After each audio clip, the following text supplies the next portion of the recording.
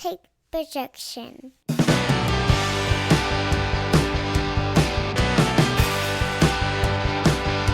It's Wednesday morning, and you know what that means. It's time for another episode of the Alabama Slam podcast. I'm your host, Corey Hanna. How do we do the intro now? There's three of us. You dog. What's up, guys? It's me, Patrick.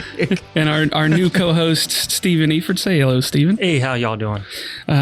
Stephen's been a guest on the show before, but he's becoming a permanent co-host, and we are excited about it. So, Stephen, tell us just a little bit about yourself. Tell the listeners a little bit about yourself before we get into it. I am an old head when it comes to wrestling. I can tell you back, the first wrestling memory I have is sitting in an auditorium in Virginia somewhere watching Wahoo McDaniels versus Ric Flair for an NWA title. So I've sat through a lot of this awful stuff for a long time. It was pretty good that night, though. Wahoo and Ric Flair. Yeah, that one. I can't tell you who won at this point. I just remember being, just there in the middle going, this is the wildest thing I've ever seen. And it's just sparked a passion for it. And from that point on, where I'd sit going in college, I'd take myself out because ECW would do a lot of tours around where I was. So we'd go out there and I'd be sitting there with my painted mannequin head chanting for Al Snow. Nice. Cool. Well, yeah, we'll go ahead and jump into it because we got a ton to discuss this week. This might be kind of funny the way I want to try to do it just for reactionary purposes. We have a Google Doc where we make notes each week, and it's usually, with it just in the past being me and Patrick, I would type out a couple things that I thought were interesting, or either just a match, and then we could go from there and lead discussion wise, and Patrick will put a couple ideas in.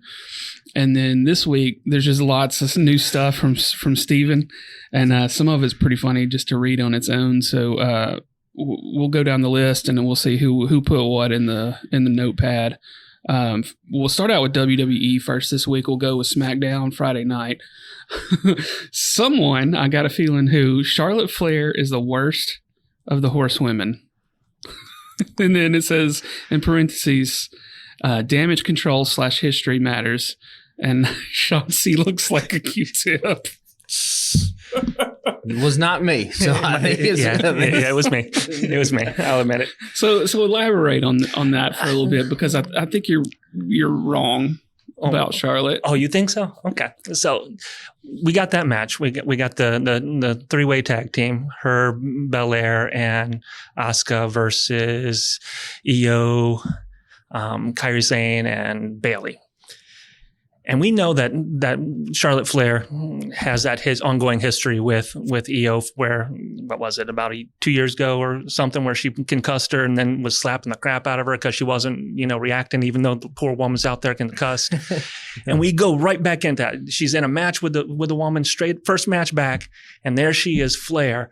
And she's trying to throw her into stairs, and Flair is just stumble-footing around like it is just, she's got 5 left feet and 3 of them are tied together with shoelaces.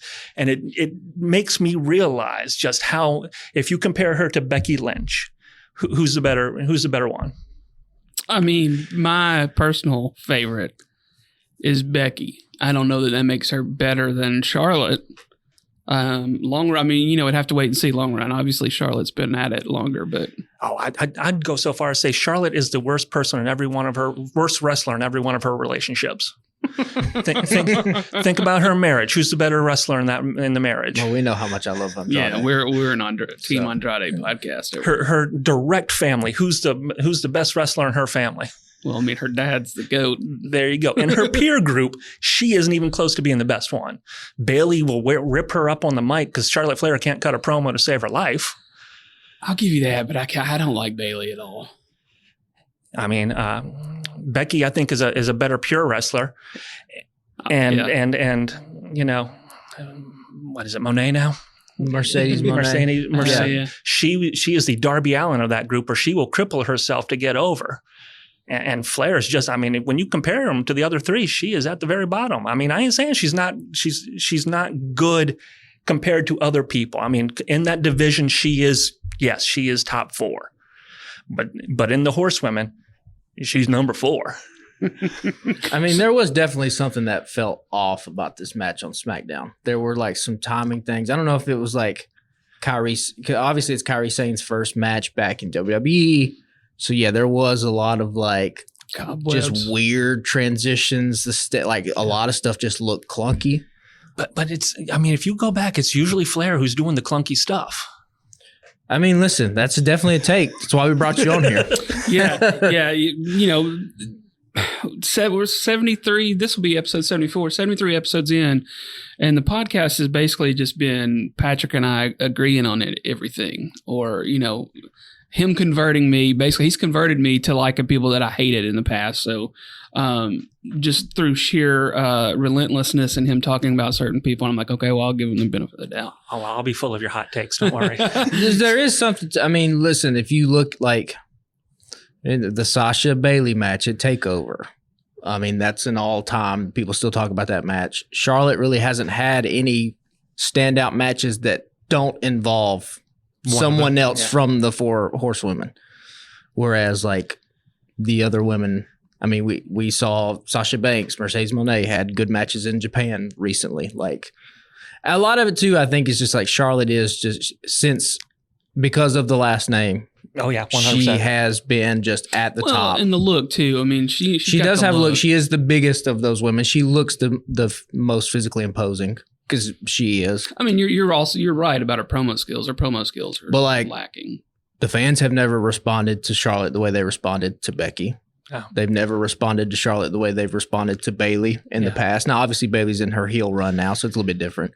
The fans have never responded to. We're gonna lose that here shortly, I think. Well, I think so. Yeah, I think that there's a turn coming eventually, and yeah, I guess we'll get into that. But yeah, and also the fans have never responded to Charlotte the way they've responded to Sasha. So I mean, that is something. But yeah, this match was a little bit clunky. And like did we talk about Crown Jewel? Mm-hmm. Okay, yeah. Even going back to like I thought the Kairi Sane, like the Crown Jewel, that was just kind of. I like that they explained it, but I loved it. And then this is where I was talking about with the history matters. I love that Bailey was like, hey, look, I whipped that chick's ass last time she was around here. Yeah. I ain't sure this is the right move for me. Yeah. Also, let's just talk about the elephant in the room. Why do all the Asian people got to be together? Why can't they, like, it's literally.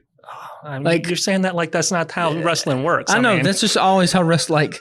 You could see this coming, like, oh, if anybody's going to turn, it's going to be Asuka. Like, it'll be Asuka because. But again, history on that one again because they had the tag team partnership. But it's just like every time you see it, you're like, man, everybody like, what is it? What's the Street Profits and Bobby Lashley? Well, I mean, the Hurt Business, and like it's just the same. Like I don't know. I don't want to see just another faction that just has like a black dude in it, or just like an Asian in it that's not like Tozawa and Alpha Academy. That's fantastic. Great. Yeah, this is WWE. Obviously, AEW is all over the place. Well, I mean, you got the Judgment Day. You got a variety of people there. You got one. You got a Puerto Rican gentleman. You got Dominic. You got Rhea. You got the Irish dude. That's true. So maybe they're good in some departments, and then just like they're officially the UN of the WWE. Yeah. So real quick before we move on, let's talk about your Shotzi comment. Oh, that was hilarious. Her running down that ramp, coming in there to kick some butt, trying to rip off that jacket with her little noodle arms, just running with the spikes. Shotzi's not great. So that's. I mean, she's not. I mean. I think she shaved her hair because of what her sister. Yeah, I respect that. And she can have a cool look. I love the tank thing, but like she's not. That's all she's got. She's got and her howl. That's true, but other than that, they're not. I don't know if there's enough great women wrestlers in WWE to have them split across different brands, but you kind of have to. I think it is when you get Shotzi that has to come in and run in. That's when you kind of like, oh, maybe we're spreading ourselves a little too thin. I mean, because you already had Belair out there. I mean, who else do you have on that roster? On SmackDown, I don't know if there is another. I mean, you got the I guess Chelsea Green and Piper will show up, so they wouldn't be there. Yeah, B-Fab, she wouldn't have shown up. Yeah, Zelina Vega, but she was already, She has her own thing going on. So, yeah. She's got her own drama. It's kind of like, oh, we got one person. And it makes sense because she's got her thing with Bailey. But, like. And this is gonna be a question I ask twice here tonight. Do you think the Asuka turn was too soon? No, because what are they? They're probably gonna do a women's War Games match, right? Yeah. So I mean, you're setting up for it. No, you could kind of see it. I mean, when Asuka got brought out SmackDown, you're like, all right, well, they're gonna do something because Yeah, what's the point? yeah, and Asuka works better as just sort of a chaotic personality. So they've got Bailey, Io, Asuka. Is Dakota cleared to do anything? But they have Kyrie. Kyrie, Sane. that's right. I forgot about her. And so how many is that? That's 4. It's typically 5, right? It's typically 5, but they might do a 4. Yeah, that's what we discussed last week was that right now War Games was set up for 4-on-4 for the dudes, but then we can get to what happened at the end of Raw. in a little Then they while. might do the women's, might just be 4. Yeah, Or they might, I don't know, they could pull somebody from Raw or something like that. yeah. But So let's, next segment is Kevin Owens does not own a tie. He doesn't have to borrow that sucker. That was funny. he was fantastic He was. throughout the whole night. Classic he made KO. it just SmackDown. When it's good, it's such a pleasure to watch because it's 2 hours. It flies by, and KO on commentary was just It's a nice Friday evening. yeah, Hey, it's been a long week. Let's pour a cocktail and yeah, chill. yeah. And that's one of the things I was noticing just because SmackDown, when it was done, I was like, oh, crap, that was 2 hours. Yeah. Collision and Rampage. Rampage is what, an hour? Yeah. And it feels like an hour. Yeah. Collision felt like a Raw. Yeah. And Raw feels like 2 Raws. Yeah. Yeah. Raw is forever in the slog of this thing's 3 hours. Yeah. We got to stretch some stuff out here. Yeah. No, good. KO's great. And also, like we talk about all the time, man, like that's why he's in that position in WWE is because he can be in the main event scene. He can give you comedy if you need to. He can fill in for commentary. Like he can do all sorts of things. They still are probably going to get around to him and Sami Zayn at WrestleMania. Well, he's I would suspended think. now. He's officially suspended. Yeah, there's that. Quote unquote. Also like that, where he was like, I'm going to go get suspended. So Did you see the backstage thing? what was the back? They did it. It was one of these web exclusive Okay, things yeah. where he's back there talking with one of I don't remember who the interviewer was, but he's just talking about how the tie's wet and stuff, and Yeah. Nick Aldis comes up and he's giving him the tie, and he's like, "You're gonna get suspended." He's like, "What? I'm not the one who put water on your tie. I'm sorry." Yeah. He's like, "No, you weren't supposed to get physical," and he's like, "Oh, you saw that. I was kind of hoping you didn't see that kind of thing." So he's got officially suspended. Does this lead to him coming back to blame Sammy for the trade? Is this the spark? I mean, It could be. They probably will play it off. I would imagine these two get physical in the Royal Rumble. Would be my guess how you get to it. Because I don't think they're going to keep to this brand split once WrestleMania season gets around. There'll be guys that are just be flying in black hoodies coming yeah, through the because it crowd. lasted all of about a week or two this year, the quote unquote brand split. They've done better at it recently. I mean, you get the These champions last that couple can weeks. pop back and The forth champions, sometimes, yeah. and people that invade get yelled at. Yeah. But because if you don't do Kevin and Sammy at WrestleMania, what do either one of those guys do? I mean, right? Because we know that the assumption I'm assuming is Logan Paul versus LA Knight. Yeah, I think that's foregone. So at this point. you're tying up LA Knight. I'm sorry, yeah, LA Knight with Grayson Waller, which Yeah. kind of disappointed me. LA Knight's promo on that one was on fire. He had touches of Flair, he had touches of Rock, he had touches of a whole bunch of people in there, and I expected a lot more from Grayson Waller other than him just smiling and eating a big old crap sandwich. Yeah. I've gone back and forth on Grayson Waller. I think my stock's a little bit down on him now. Anybody that wears shorts to the ring like that, I don't think you're going to get over. John Cena would disagree with you. But John Cena was blue jean shorts. This is like, these are basketball shorts, like straight. Cena Gym was shorts, jorts. Kevin You know? Owens was basketball shorts, wasn't he? Yeah, but Kevin Owens has the kick pads that go all the way down in the leggings. Okay. Like, I get particular about this kind of stuff. I'm telling it's like CM Punk in Ring of Honor, and that's kind of it. For dudes that got over in straight, just like basketball shorts. I'm trying to think who else. Because Samoa Joe is like kickboxing. Samoa Yeah. Joe is in Muay Thai shorts. Those are different too. They got little cuts in them. I'm trying to think. That's it. I can't pull anybody. They're just the John Cena shorts. Jorts, jean shorts, Ring of Honor, CM Punk shorts. Because I was even thinking about AEW. I'm like, Darby Allin wears jean shorts, but he's got those leggings.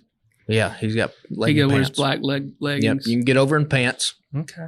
Man, Not going to get over. He also doesn't do anything because everything he does, you're like, well, The Miz just does it better. And that's I 100% agree with you. But I think eventually, because Miz is on the tail end of where he's going to be. Yeah. So I definitely think he is getting groomed to be that Miz style character. Yeah.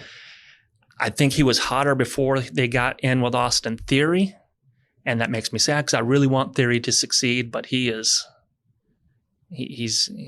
not as bad as others, but he's mid card. He's at best right now.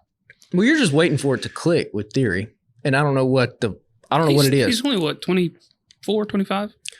True, and you can get, but like Rhea Ripley's that same age. The amount of screen time that he's gotten, you would hope to have seen. He's really not improved that much from where he was at when he was chasing the golden egg with Vince McMahon to like where he's at now. And when you have people like, and mind you, I hate the dude. At the same time, he's athletically gifted. When you get people like Logan Paul coming in and just outshining him left and right, you get people like Bad Bunny, these people that aren't classically, been Logan there. Paul's had 8 matches total and just has put on. Yeah, and promo after promo, Logan Paul, like he gets that character, and it's like you just watch Austin Theory and like he's trying, but everybody's just kind of sitting on their hands, and that's worse. That's the worst you can do. Like at least if they were booing him, he would be getting over as a heel. But like he's kind of a non-entity. Yeah. The best thing that happened to him was getting punched in the face at the same time. That's yeah, and you got to think that like there's an LA Knight Kevin Owens team up coming somewhere where they take on those two guys,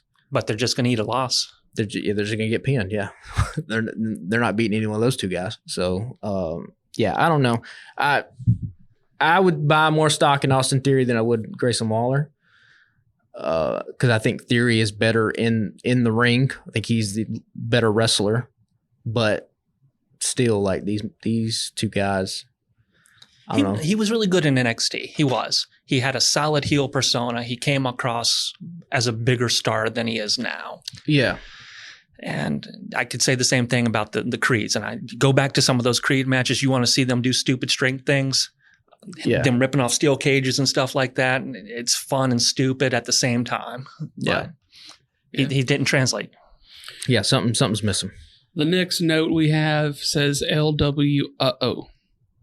I love this segment. Yeah, we finally got the turn from Escobar, right? 100. I love that Ray, the Eternal Optimist, out there, talking about how it's his fault, and you get my man Carlito come out here tell you this is a dude that doesn't want to be cool. What's up, Ray? Yeah, and the fun that came out of that. The only thing that, again, we talked about last week that annoyed the shit out of me, the brass knuckle spot where Santos just lays it down, right? But then Carlito alluded a little bit to the fact that, hey, maybe he did it on purpose. Okay, that's a cool wrinkle, but I feel like commentary has to bring that up at Crown Jewel. At Crown Jewel. Where Michael Cole or somebody goes, hey, Santos, what's he doing laying the... And then you explain it away like, oh, it's a mental mistake, maybe. Like you try to... At least you're calling attention to it. You can't call attention to it... After the fact. And this is where I'm asking that same question that I asked about Asuka. I think this one I love... I've been waiting for Escobar to go back to his roots of being that jackass. But I would have liked it to have been more slow burn with this one a little bit, just because it was like, you did this. And it's immediately, okay, yeah. We're going to fight. Yeah. Which kind of seems like those are the type of things you probably do when like you realize something's not working. And you just immediately like pivot because like we talked about, I don't know, the LWO, I don't think they have been a big of a draw as what WWE anticipated Ray them to outshines be. Everybody out there. Yeah, especially now if Escobar's out, then... Like, yeah. So there's Ray, there's Escobar, of course, Selena Vega. I literally don't know the other two guys' names. What is it, Phoenix and Wild? Zero clue. I don't know. Do they wrestle? I think I don't even know. They were 0 for 3 in here. Yeah. they were back in... NXT again. Yeah. They were Legado del Fantasma. Okay. And they were right. they are a solid tag team. Okay. But they are the forgotten duo in that group, Yeah, unfortunately, because Ray outshines everybody in that group. And Carlito is I mean, it's that nostalgia factor of him. And he's the biggest of them, He obviously. still is fucking huge. Yeah.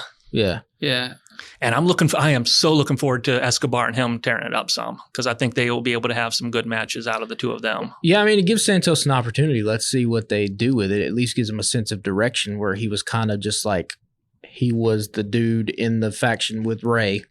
Now he at least has some kind of direction. I don't know how far they go with it, though.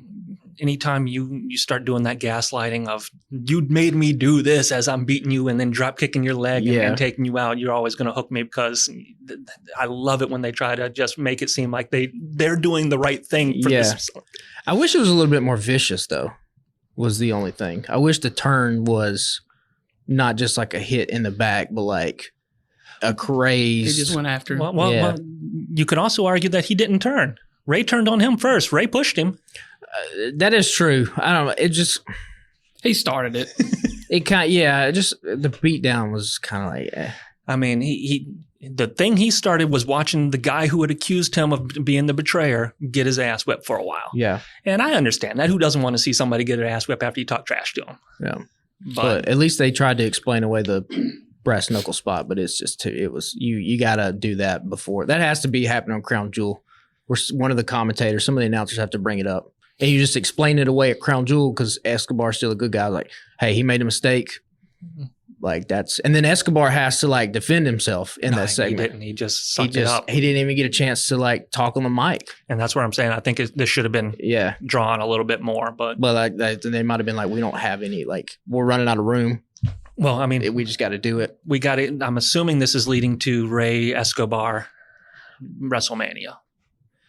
Something like that, if not sooner. Because, I mean, they've been trying to do a Ray versus mask thing for a long time, and Escobar used to do masks. I mean, you could even get him on the next pay-per-view, probably. Well, no, it's coming up in 2 weeks. I think that's where they're going to let him build a little bit with Carlito, and then Ray does that miraculous comeback, probably costs him something in the Royal Rumble. Yeah. So I still would say Dominic Mysterio as the leader of LWO would have made way more sense, but I would buy that. Some leadership issues. It would have the pop for LWO and just their presence on the show would have been a lot better if he was the head of it. And maybe he still will be. That's still. I mean, Judgment Days is about to do some stuff here. Yeah. So next up, Cedric Alexander versus Dragon Lee. I know this was Stephen because we got a text about this one. Did y'all end up watching, or did you fast forward? Yeah, I watched this one. Yeah. This was AEW on WWE for like 7 minutes. Yep. Yeah, it wasn't long because you were like, "Oh, that's worth the price of admission," and I was like, "Oh shit, that was what? That was quick." But it's done. But that was the best match. I mean, that's a style, and the crowd got up for it. And go figure, good wrestling gets people on their feet. Dragon Lee is a solid wrestler. Cedric Alexander is dramatically unappreciated. If you go back and watch him through the Cruiserweight Classic thing that they did, so many years ago, when Triple H came out there and was like, "You're staying," and then they just kind of, there might have been somebody behind scenes. I don't know who that could have been saying this ain't the guy, but Triple H believes in the dude, and you're seeing it. I would make a trade in a heartbeat if I was Tony Khan. Wardlow for Cedric Alexander. Don't know. And I would do that. I wouldn't. Both of those guys are they're good on their own, or they have the potential to be good. They're just like in the wrong, and they're in the wrong system. Like if it was basketball, they're in the wrong systems, and they need to just switch places, and they would be, I think, much bigger stars. I think you will see more out of Cedric Alexander in WWE than you would see of him out in AEW. True, but I'll get to that reason why here shortly. Yeah, at least in AEW, we could at least see him do like these matches more, and he would get 20 minutes. And also in AEW, like you never know, he could catch fire. Like he could be a guy that the crowd just like immediately gets behind. Now, whether Tony Khan would run down that route. The thing about Wardlow is like AEW can't have a lot of monsters, and they already got enough. Mm-hmm. And out of all the monsters they have, he's the least interesting one. 100%. So at least send him over to the other place where maybe Triple H and that WWE magic can do something with him. And Cedric Alexander, if I'm Tony Khan, I get a guy who like I can just throw out and have a random 5-star match. whenever. I think he would get lost in the shuffle because he would fall into the same mold that you got with Swerve. Probably, but Swerve was also at the top of that card in AEW. Yeah, Swerve. It took him a minute to I think it took him a minute to get the AEW crowd behind him, but I mean, I would say he's more than there now for sure. But yeah, I'd make that trade. I wish there were like little trades like that. If I was Triple H, I wouldn't make that trade. They might not. But then I would ask, what do you want for? What do you want for? What's the market for Cedric? What do I got to give up? Who you want? I would just put Wardlow out there because he doesn't. I think Wardlow would thrive in WWE.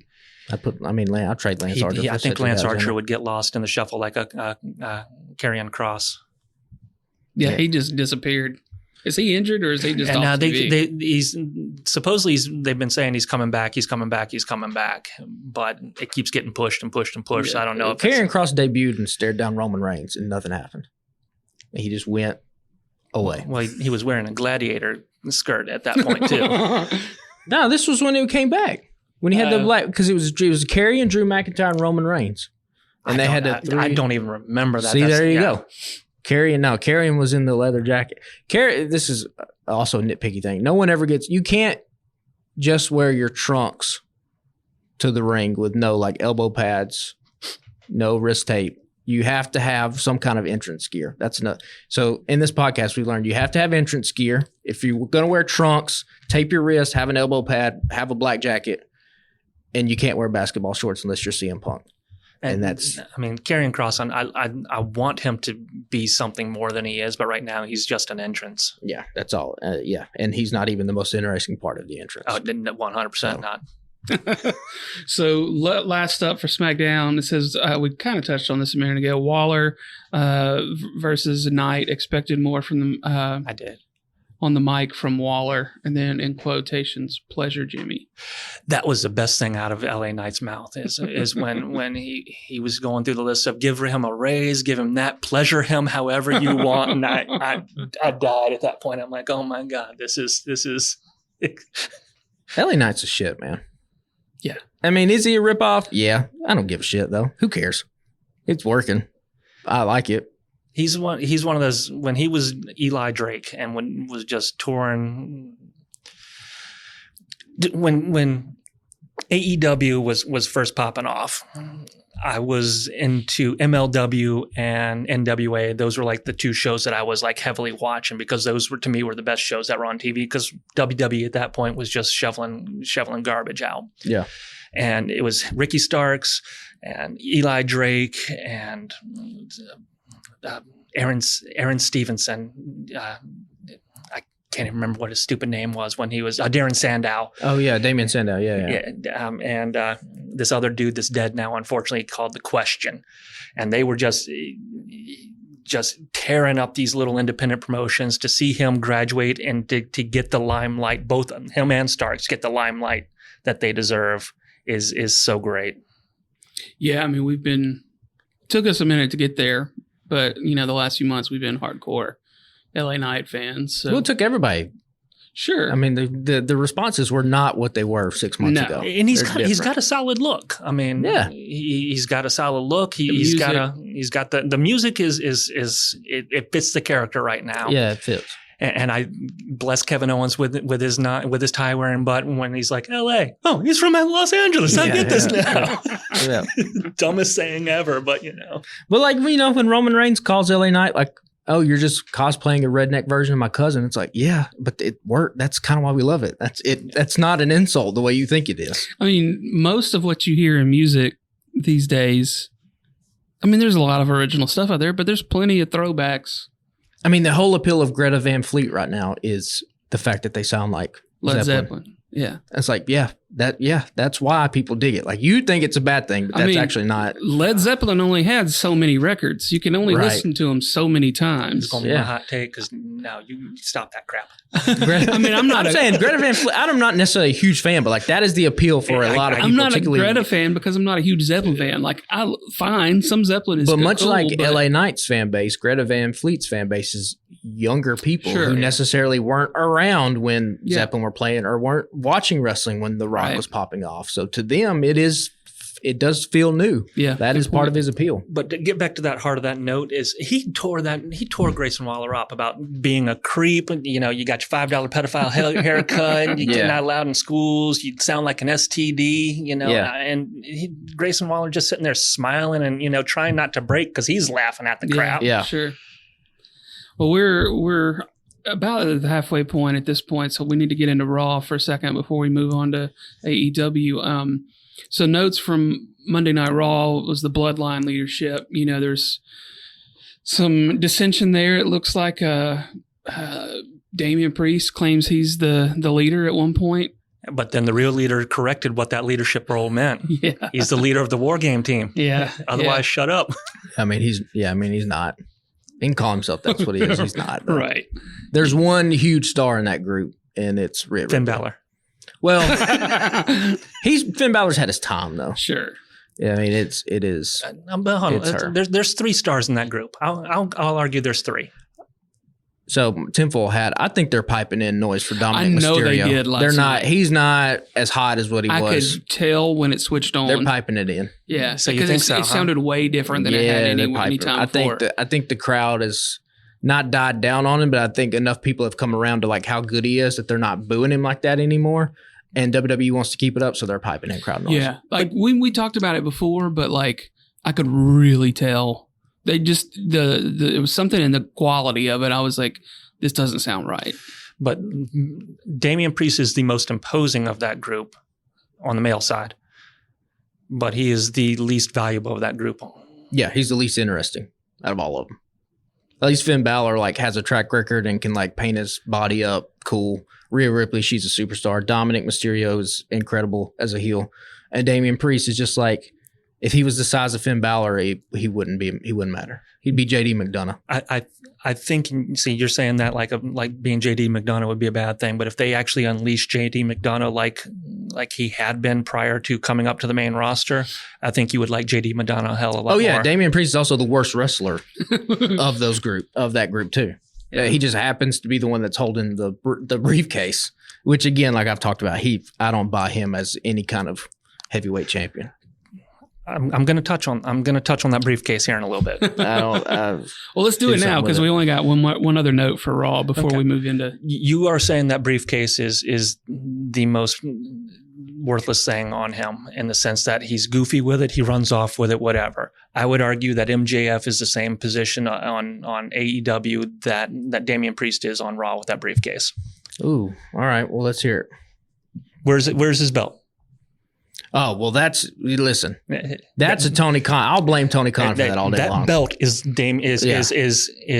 MJF's briefcase. Yeah. Because at this point, I am a firm believer of I wish they would allow this in wrestling storylines. Jay White has that belt. I guess Jay White's the champ. Might as well start defending it because if MJF ain't tough enough to take it away from him, he ain't the champ. It's just that part of the story's gone on a little too long. They've done it before, but they've resolved it fairly quickly. But yeah, in the same way, and this is the thing we talked about last week, if this were, for real, then Tony Khan would be like, Jay, this ain't your belt. This is not how this works. Yeah, you would just strip, in reality, you would just strip Jay, give the belt back or you don't have the match. Much like they did with Sami Zayn in the briefcase, give it back. But MJF ain't got that belt. That is his briefcase. And it goes back to, WWE, for what they lack in wrestling quality, they make up for in storyline quality. At least it makes sense. And AEW is the complete opposite. And I would argue that the AEW World Championship is the least important belt on that program. You had a great match with Daniel Garcia. Yeah. Great match. It was the opener match. When was the last time you saw the main title on a Raw or on a SmackDown be defended in the opening match? That's your main event. Seth Rollins did it with Sami Zayn. That was a final match. And that goes. Was it? Yeah. But yeah, that was the match. But you're right. But SmackDown and Raw have the luxury of people are watching that program most times to completion, and the ratings kind of show that. They're popping MJF off because he's the biggest star in that company, and they want you to. They're putting him at the beginning, but I get what you're saying. Putting him at the beginning makes you think that he's not a big star because he's not main event in these shows. It's just AEW is not in a great spot right now in terms of like popularity. They're obviously not as hot as what they were, say, 2.5 years ago. MJF as a face is what's killing him right now. Because as a heel, he's interesting. As a face, his novelty is worn off because the thing that made him interesting as a face is now a teleprompter, a television set. Adam Cole is what made him fun as a face. Yeah, but that crowd is not going to let MJF be. Ratings are showing that that MJF segment was one of the worst watched ones. Was it? Yeah. They have a lot of problems, but I don't know if I would not lay it. MJF's problem would be 20th on the list of what that company has problems with. Yeah. I think it goes back to Tony Khan. I mean, that's like AEW's problem is that they do not know how to tell stories, and they are too reliant on Swerve Strickland and Penta being out there and putting on a great match, which is cool. But like we've talked about, that only appeals to a certain demographic of wrestling fans. Yeah, it's only going to get you so far. Clearly, because it's not done well. Their ratings have plummeted. 10,000 separates them from NXT at this stage. Yeah, and that's an issue. That's a big issue. And with MJF, assuming they go the route they do with Samoa Joe being the tag partner. Yeah. If he has to get the belt for the man, you're telling me that he's not as important as your champion as somebody else. Yeah, I think their belt thing with Jay White has been a misfire, and I wish they would have corrected that. There's no excuse. Like, when you have MJF and Kenny Omega and you call it a dream match, we talked about this on the podcast, and the belt's not there, you can't have. I mean, you cannot have. Kenny that. should have been wrestling Jay at that point. Yeah, the whole, and I think it goes back to.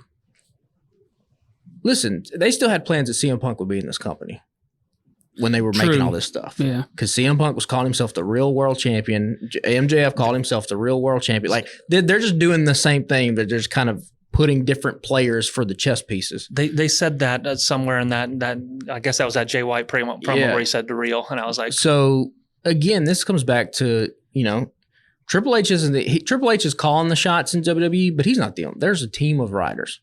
You can go on the WWE careers website right now, and there's writing jobs. Like there's probably a dozen people in those rooms putting stuff up on whiteboards, hashing stuff out.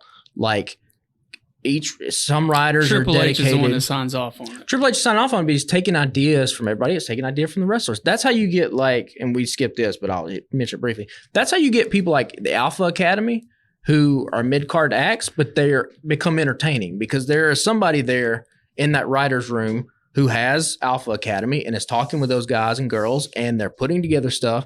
And Alpha Academy runs through the whole show, and it's cohesive, and you get this funny little bit with Tozawa, and then you can get this stuff with Chad Gable.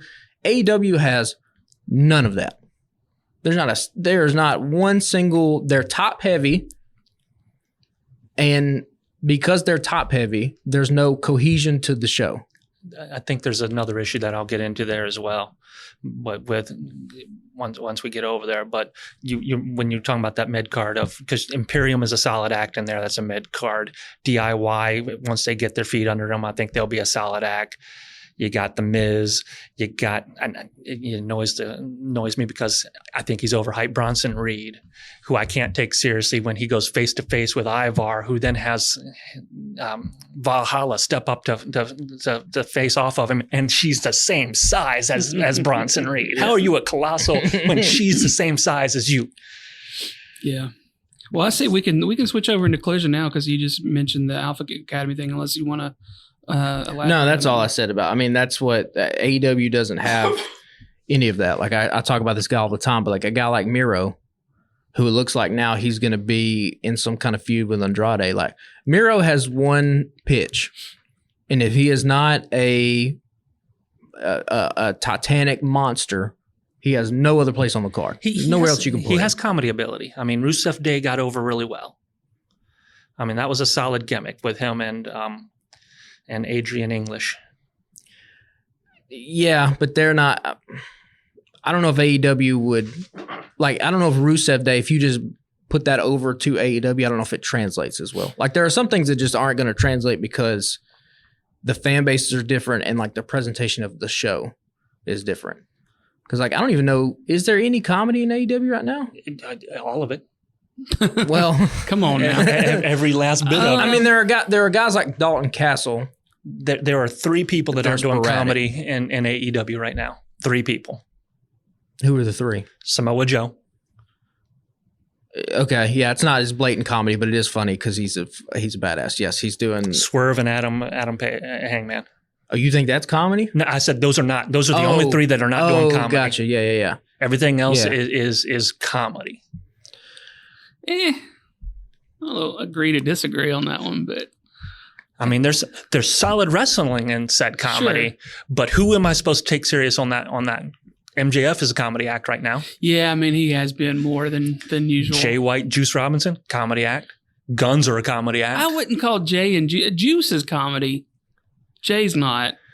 Jay is a straight man to Juice. I'll give you that. That's true. Sure. Yeah, but yeah. And the Guns will always be goofy with their little, Yeah. their finger guns. Because I mean, that's always going to be goofy. That's kid stuff.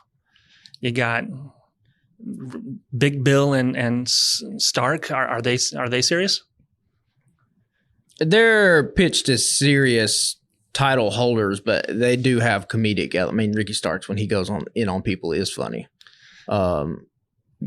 Big Bill is the same thing. Big Bill is saving grace is that he's 7 feet tall and you can't teach that. So, and Roderick Strong's doing comedy, and I think Sure. doing comedy well. I'm not arguing that. I think he is. This is the most interesting Roderick Strong's ever been in his career, which is like crazy because he's damn near 40. And but he's a talented ass wrestler. Yeah. But I would back you 100%. This is the most fun he has been because everywhere else he's just been vanilla. And it's just like you watch like the Roderick Strong thing. There's a lot of, now that I'm thinking about it, Tony Storm is comedic. Yeah. Now that I'm thinking, So there, but for there's some more reason, more than AEW or more but I than think WWE. when I think of I guess the comedy at Tony Storm and Roderick Strong are the 2 that like jump off to me, but they're not. Roddy's a mid-card act, but Tony Storm is not being presented as a mid-card act. I guess when I was trying to bring it with Alpha Academy is like, there's nobody that like is pitched the way that Alpha Academy is pitched as like lower mid-card guys you can kind of sometimes elevate. The AEW has none of that. Like Tony Storm, she's going to be a champion here probably by the weekend. Yeah. Like if it's top heavy with stars and there's nobody kind of underneath that's kind of balancing out the show. And I think this is, let's just jump into this of why I think this is. You've got what? 345 different wrestlers in AEW? There's a lot. There's a lot. And yet you're using enhancement talent nonstop in that place. The Bali Boys, the Workhorsemen, the guy who Powerhouse Hobb went through that nobody even knows his name on these 2 shows that happened this week. I mean, they still do a lot of that with WWE too, though. They haven't been lately. There's not a lot of enhancement. There's not a lot of squash matches on.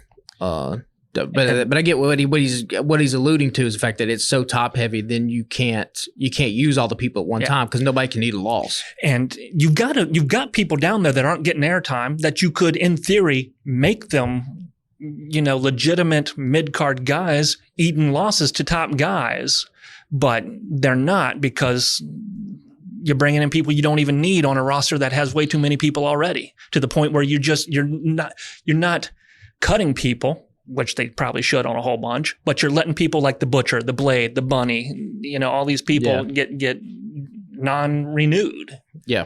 Who have looks. I mean, that tag team should have been successful in that brand. But again, they came in as a non-comedy act and a comedy wrestling group.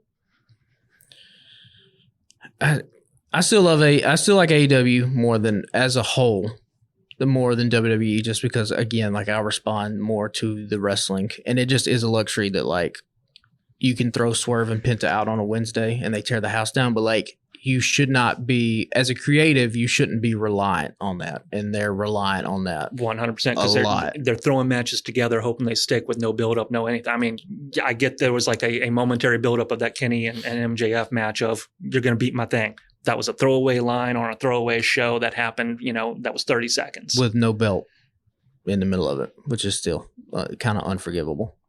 Yeah, I mean, we've said it till the cows come home. Old TK needs a writing room. He needs other But people. He has it. They say Daniel Bryan is in that room. But listen, just because you're a wrestler doesn't mean you're a creative. These are two completely different jobs. Chris Jericho is supposedly in that room. And again, like, there's a reason why WWE goes and gets Professional writers. Frankie people Prinze Jr. People who have written on sitcoms, people who have done other kinds of things. Like Bryan Danielson is fantastic in the ring. He's the in-ring GOAT, but like that's a completely separate skill set from what trying to write a wrestling show is. So we've covered the enhancement talent. We skipped over the Hangman promo. I love that promo. I thought that was a solid promo for him. He showed passion. He can't win. I don't think he can win. Also, when I talked, either. the beatdown was vicious, which I liked. Yeah. It made sense. Like, Yeah. you broke into the house. Now, okay, I'm going to try to absolutely kill you. Yeah. But he cannot win that match because that story is dead in the water because Hangman has nothing to him outside of that reactionary thing that he got from Swerve. Yeah. Yeah, and Swerve should be. You should protect that man at all costs because he is the one thing that you have that no other company has. No other company has a dude that can mesh with the worlds of hip hop and be a hip hop supervillain. I mean, he has a look. He moves like nobody else moves.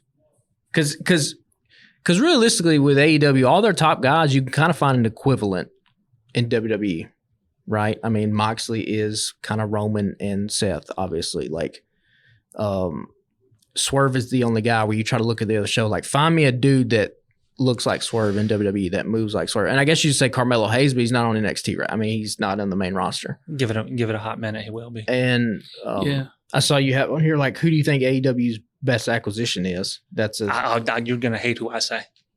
Well, I think, listen, from a business standpoint, I think it is Jon Moxley.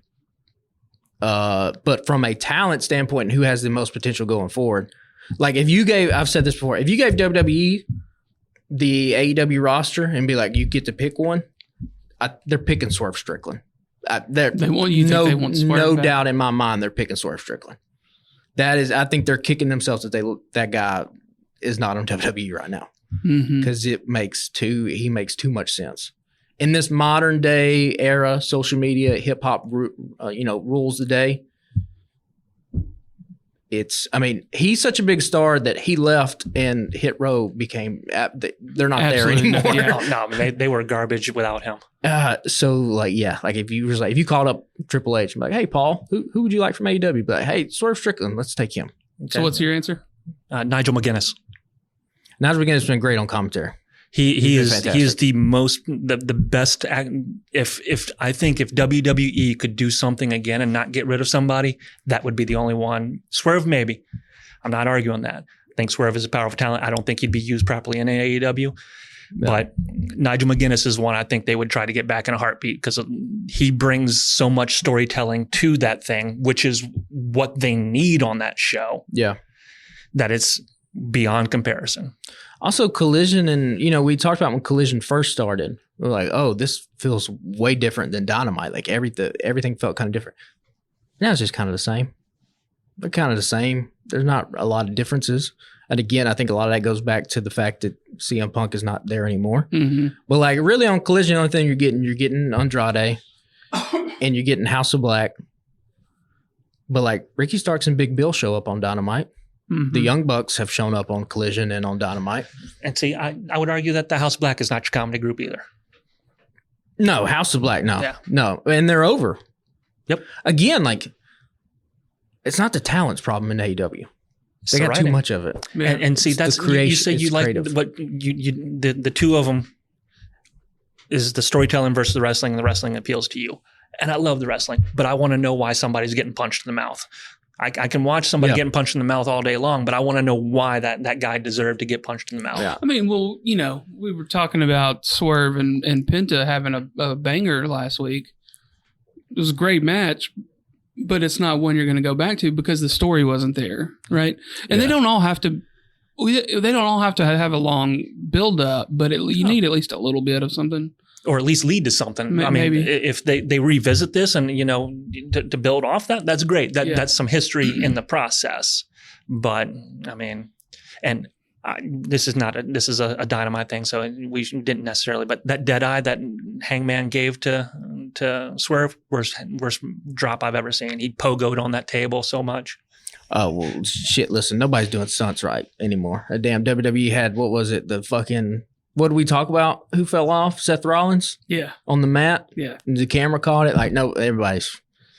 That's a problem with everyone. Just don't do them anymore. If you've seen Mick Foley fall through the Hell in a Cell and, like, Shane McMahon jump off of the Hell in a Cell, like, there are other ways we can do this kind of thing. But, you just wish that AEW could... And, again, I'm more critical of it. There's sometimes shit things in WWE that I just kind of let slide and it doesn't bother me because, like I've talked about before, like the potential that AEW has, if they just put all the pieces together, holy shit. The talent mixed with the fact that they can do a little bit more edgier stuff because they're not a publicly traded company and they can kind of do. Yep. There are moments in AEW that are genuinely exciting. Well, the pay-per-view this weekend, we didn't even build in time for running down the card, but the pay-per-views are always top-notch. I guarantee you MJF and Jay White, the fact we've complained about the story, I guarantee they go out and they put on a fucking 100%. classic. I am not arguing that 100%, but it's got to matter. It's exactly. Yeah. Well, we've got a couple of things to touch on real quick. We kind of touched on Roddy a minute ago, but we've got the hashtag No Neck November. It entertains the hell out of me. He jumped up again this week, or he actually had the match this week.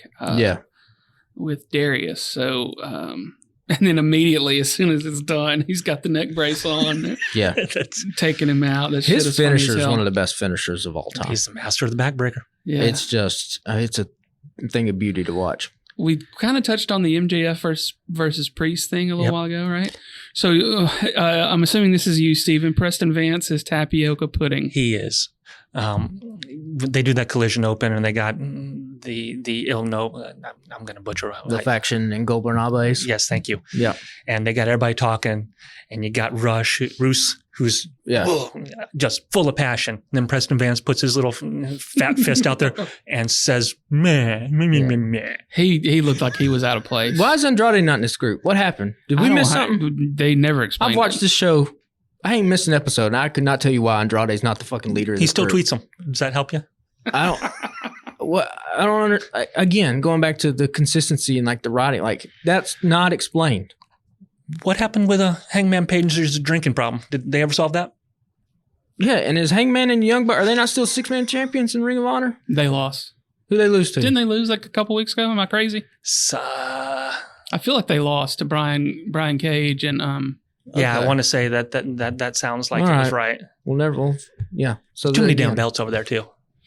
The Ring of Honor belts don't need to be on. That's a whole different other talking point with AEW. Yeah, he was just he looked nervous. He looked out of place, and then he had no passion, nothing. He was just like lumpy pudding. Again, like somebody like a guy like Roosh.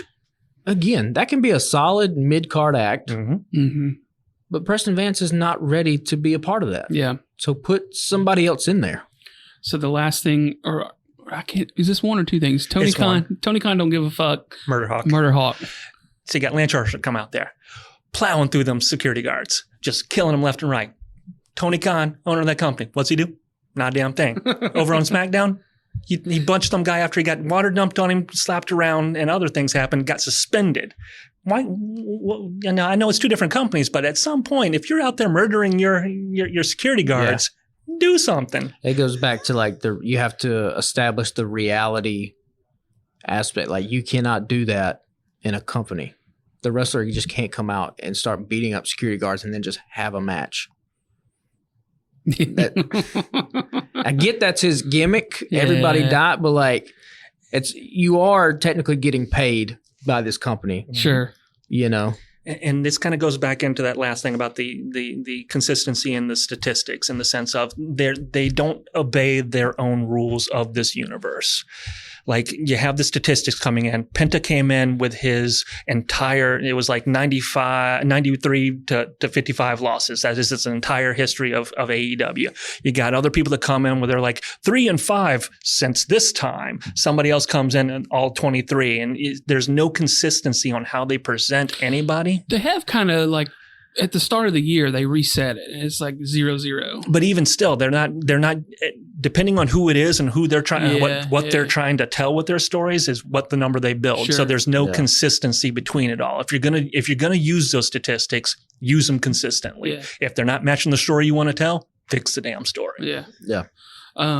So we get Collision. We get the pay-per-view on Saturday. So Collision is Friday night, which should be interesting. That'll make for a long, like you get SmackDown, Collision, and Rampage. Head to head. Rampage SmackDown won't really be head-to-head. worth watching probably. But one thing I do want to touch on real quick is they featured Dalton Castle the last couple or 2 out of 3 weeks maybe. And the web exclusives with him are absolutely fucking genius.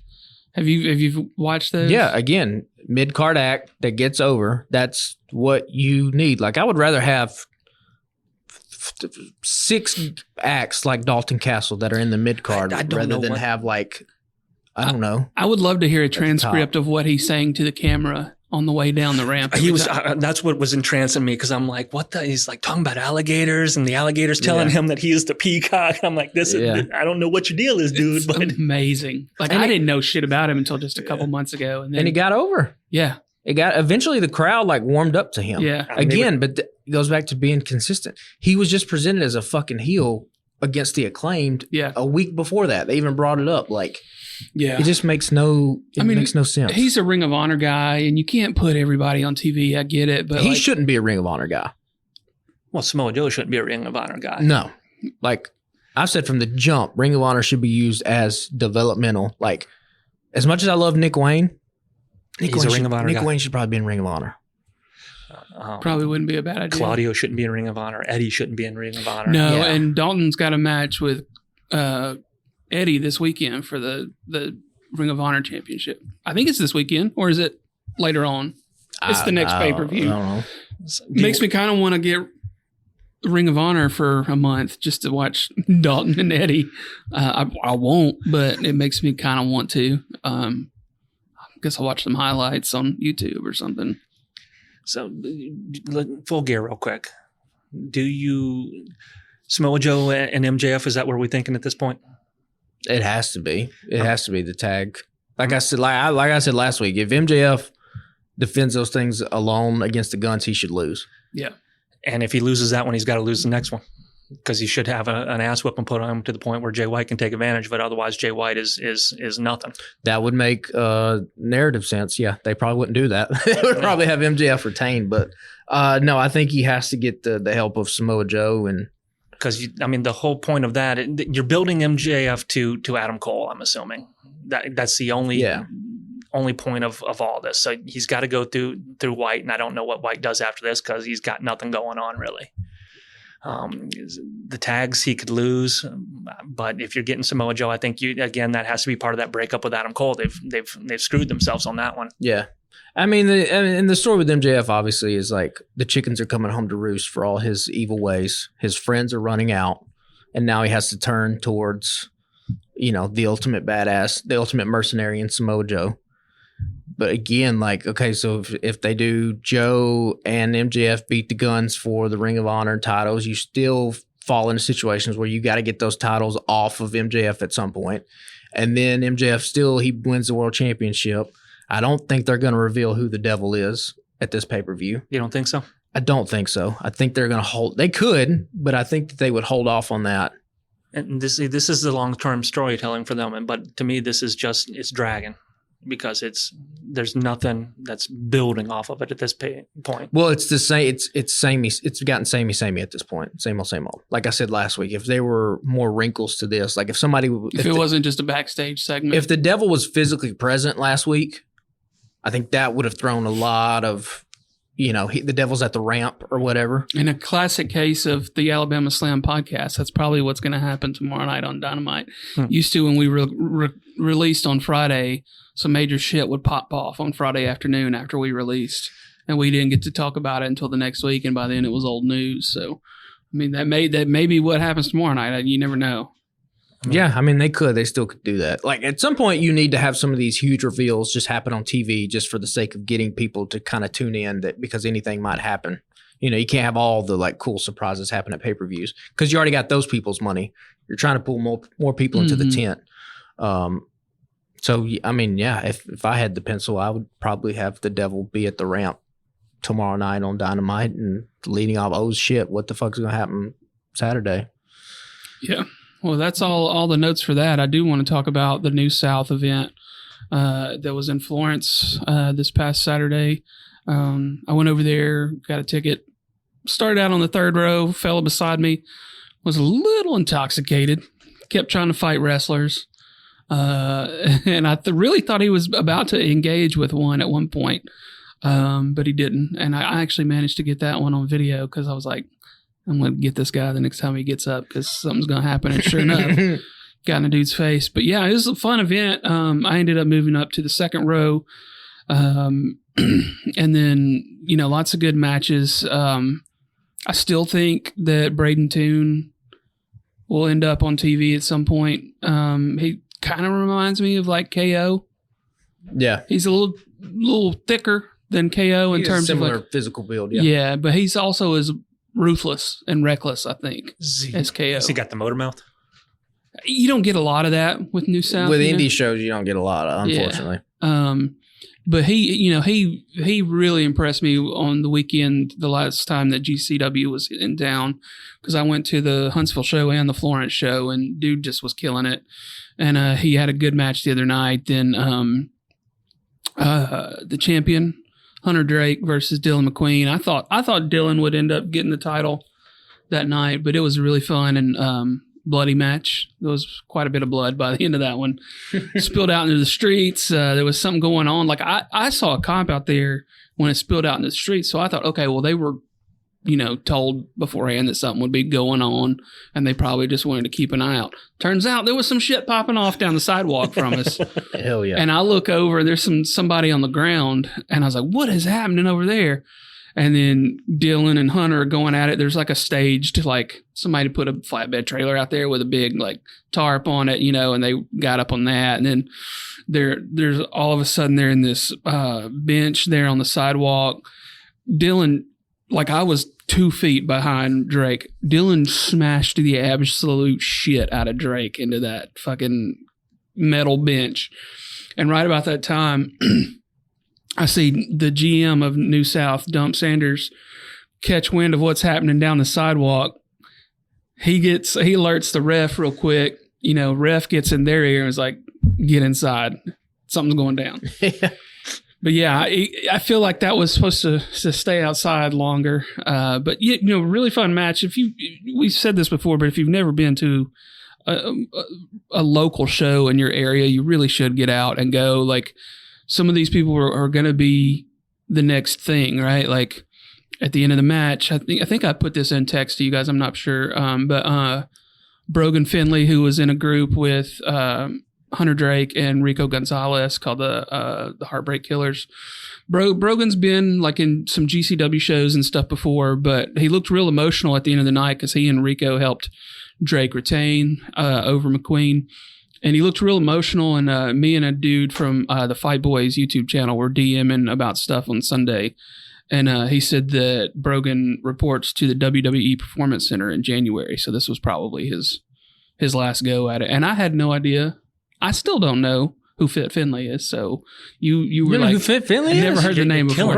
Remember, I've only been back into this for a few years, and he's just not a name that I've probably heard the name.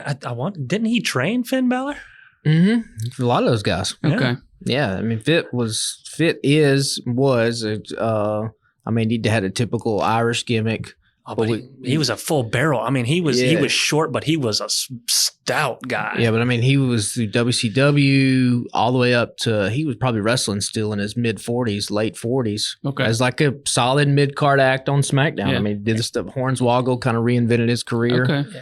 I mean, and this is where I was like, he's Hornswoggle's father, in the sense that for the longest time they had a storyline in WWE where Vince had an illegitimate kid and they were trying to figure out who it was.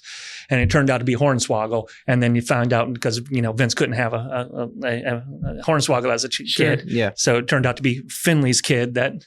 Yeah. I'll be damned. That's one of those classic rewrites because Vince's son was supposed to be Mr. Kennedy, and then Mr. Yes. Kennedy gets popped for steroids, and then Mr. Kennedy gets released from the company, and so it's a fucking page one rewrite at that point. So it also, but no, Finley, also David Finley, his oldest son, I believe, is the leader of Bullet Club in Japan right now. Yes. Okay. And then Brogan, I think, is his youngest. Yeah, I read that Brogan is his youngest. Yeah, and I mean, David could be making his way stateside pretty soon. There is some speculation out, the crazy speculation that David Finley is in the Devil Mask. Again, we talked about that. It has to be somebody. If it's anybody but somebody, Adam Cole, it's a huge letdown. But we talked about that last week. But yeah, I mean, you really should. You and I have been to a couple of shows together over here. And Stephen, we got to get you in on one of these New South shows, and then I'm assuming GCW will be back at some point. Speaking of, Andrade's doing a handful of GCW shows. Did you see that? I saw that. Yep. Yeah. I hit a New South when it was down Decatur way. Okay. They had Danhausen versus somebody, and he was pouring teeth, and he came out to Jericho's music. I didn't realize I had seen that video before, but I didn't realize until just a few months ago that was from the Decatur show. Austin Theory was also a New South champion. Yeah. Was he? Mm-hmm. Mm. Yeah, and a bunch of the New South people, like Dylan McQueen, has had matches in AEW. They were probably all like on the Dark YouTube channel when that was a thing. But like I looked it up, and he had matches versus like QT. Now, of course, he's had like 5 or 6 matches. For AEW. So some of these dudes have been at least dipping their toes in that before. Yeah. So yeah, get out and go see these guys because some of them will be on to the next level. Some of them you can tell are lifers that have been doing it for 15, 20 years. And live and die. Yeah, just doing it because that's the only thing they know how to do. But I mean, I've never seen a bad New South show. So get out and support these guys when you can. It's like $20 a pop, man. You can't beat that. That's the thing about live wrestling. I mean, even bad live wrestling is good in its own way. Yeah, you can find some enjoyment in it. Yeah, for sure. The crowd reaction is great. The first time I took my son to one, it was not New South. It was another Huntsville organization. One of his favorite parts was just watching the little old lady in the front row berate the shit out of every wrestler. Wrestling grannies, they gotta make a comeback. Yeah. They've gone away from wrestling. We've lost a lot of stuff as wrestling has evolved over the years. Some stuff it's okay if we lost. Wrestling grannies need to come back. All right. Front row. Final thoughts from either of you before we wrap up? Tony Storm has to lose. Get it the fuck out of here. No, Tony Storm's going to take it, I think. She got to lose. This is why you wanted to bring him in, right? Patrick was like, hey, we got to bring Stephen in. He's always got a different point of view from us. I think it'd be helpful. I don't know, man. We're 7 in. The people who are doing good work in AEW, I think they have to be presented as the best. They have to be presented as champions. Her story continues. I think the way they brought in, what's her name, May? Mariah May. I think I mispronounced it last week. But way they brought her in to be a super fan, that has to be something where she continues, and she can't do that as champion. That's got to be a side project because otherwise it gets tangled up like MJF stuff. I mean, that's the only way you get yourself out of that. But again, then we're going to run into the exact same problem where the person who's the champion just doesn't matter. Well, she doesn't already. Well, yeah, but at least you have the opportunity. You can put it on the person that does matter. But who would she fight? I mean, that division sucks out loud. I think you could give Tony. I think you could get instead. You could honestly just give Mariah May if you. I wouldn't. You could just give her and let her be another part of Tony Storm's faction. And keep it going. Sacrificed Ruby Soho to Red Velvet the other day. Yeah, again, questionable booking choices, but no, Tony Storm. That's the one thing. If they've gotten 2 things right in AEW right now, they've gotten Roderick Strong right, and they've gotten Tony Storm right. I think if you give her the belt, it takes away that craziness because it gives it legitimacy. I mean, maybe. Yeah. I'd give it to her. I would too. I'd give it to We'll her. see. I think that'll do it for us for the week. I had one. Can I have a random question for 5 minutes? This has nothing to do with wrestling. So just for 5 minutes here. And I don't even know. I'll tell you how I got into this. Because at work, we were doing like a medieval type of thing with like armors. And I had to pull some like medieval music. And so I went on this whole rabbit hole of like, how long have there been guitars? And there have been guitars apparently since, or some sort of stringed instrument that people play with their fingers since there have been human beings, right? So like 3,500 years as cave drawings. So then I was trying to look at medieval music. All the medieval like guitar music kind of sounds the same, right? It's real flowy and stuff. But what are the chances? And it can't be zero. What are the chances that in just pub somewhere in France in like the 1400s, they're having like a music night and there's a bunch of people just playing guitar, okay? And it's all sounding the same.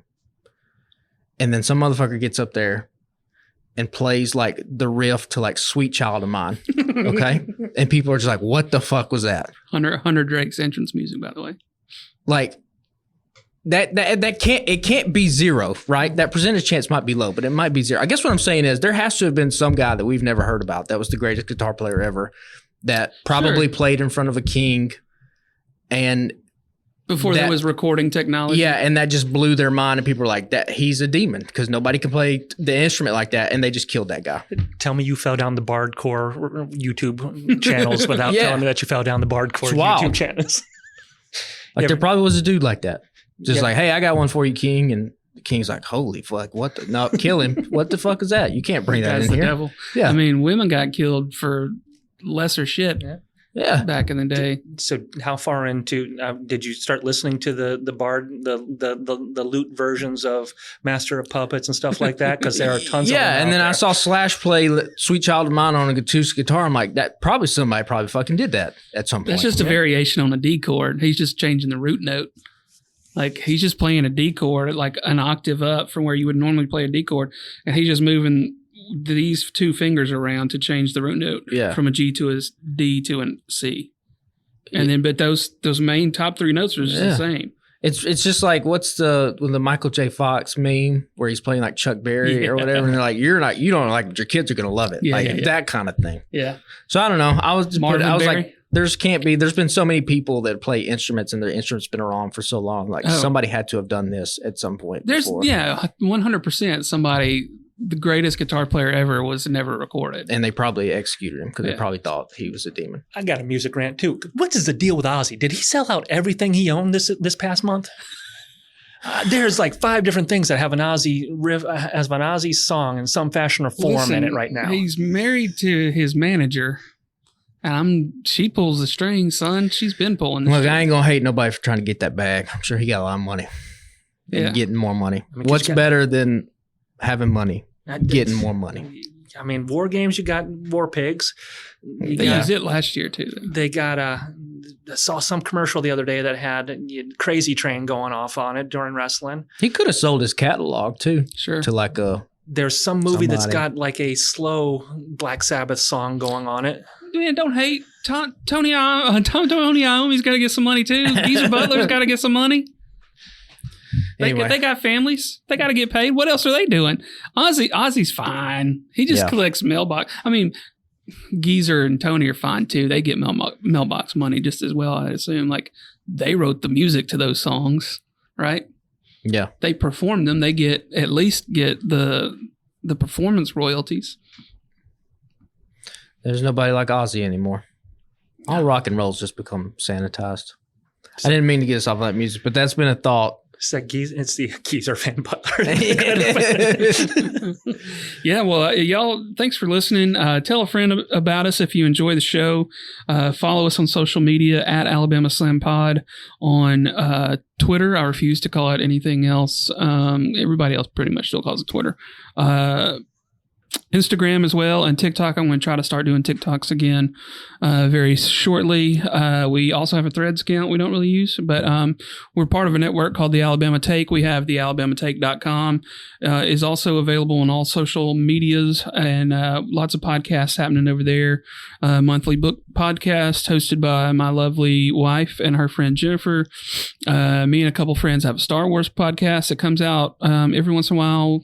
We haven't had one in a few weeks because I was super busy, but got a couple in the can I need to get out there. Taking It Down is a weekly TV podcast, and we got a couple different sports podcasts, The Stare Down and Taking on Sports, that are right now are both weekly. So get your high or college football fix for there, and some NFL discussion as well. Yeah, and I think that's going to do it for us. So we're super excited about the AEW pay-per-view this weekend.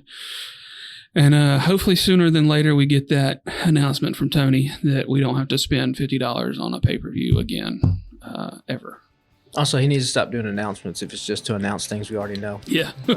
Yeah. If you want to hear more about that, we ranted for several minutes on that last week. So we appreciate y'all listening to us, and we'll see y'all next week. Later. Later.